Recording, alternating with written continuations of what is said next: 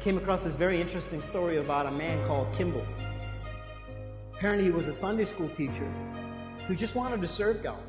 He would show up to church every Sunday and serve faithfully in teaching the little children about Jesus Christ. He was a Sunday school teacher who had a great passion, who wanted to do more than just doing it on Sundays.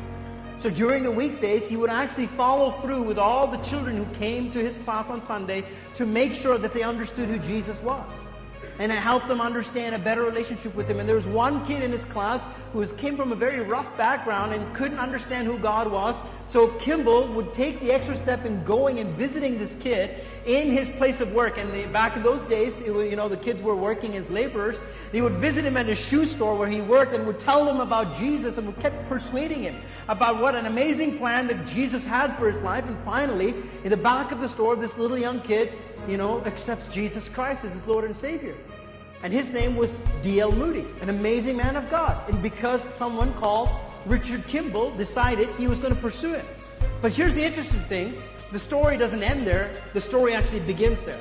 Because D.L. Moody received this incredible salvation experience and says, I got to do something about it, quits his job, and begins preaching the gospel. And God uses D.L. Moody to go throughout the whole world. And when D.L. Moody was traveling in the United States, there was a man called Wilbur Chapman who hears the message of D.L. Moody in one of the evangelistic crusades and responds to the message and says, I gotta do something for Jesus. And Wilbur Chapman then begins to preach the gospel himself.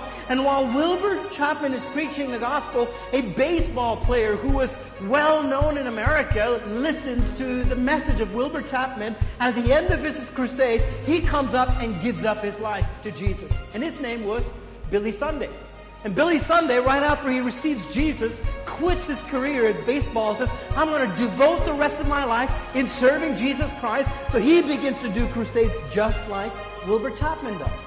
And as Billy Sunday begins preaching the gospel, a man called Mordecai Ham, who is a very astute gentleman, who is very refined, who is seated in his crusade, hears the message of Jesus Christ, stands up and gives his life for Jesus Christ. And this guy, Mordecai Ham, goes to a little town called Charlotte in North Carolina, and he's preaching the gospel in the 10th crusade meeting.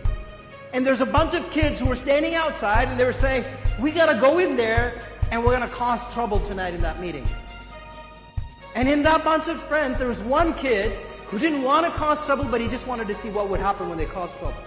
So he walked into that tent meeting to come and see what would happen when his friends would cause trouble. But as he sat there in that tent meeting, hearing Mordecai Ham preach the gospel, something within him resonated. And he said, I got to respond to this. So he went the next night, and then next night when he heard the gospel, he went up to the altar and gave his life to Jesus Christ. His name was Billy Graham.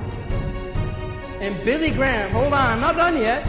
Billy Graham, till date, it has been estimated that through the ministry of Billy Graham, 2.2 billion people have heard the gospel of Jesus Christ through the ministry of Billy Graham. It all began in a chain of series with a man called Kimball, a Sunday school teacher. Of all people who said, I'm going to be devoted with the gifting that God has placed in my life. I'm going to do it every Sunday sincerely. I'm going to go out of my way and I'm going to tell these kids about Jesus. And what he started ended up reaching 2.2 billion people and more, because we're not taking into account all the other people who got saved through all the other evangelists who were saved in the process as well. Never underestimate what God can do through a simple act of service that you do for His kingdom. You need to recognize that what God has given, whether you think it's significant or not, in God's eyes is absolutely significant.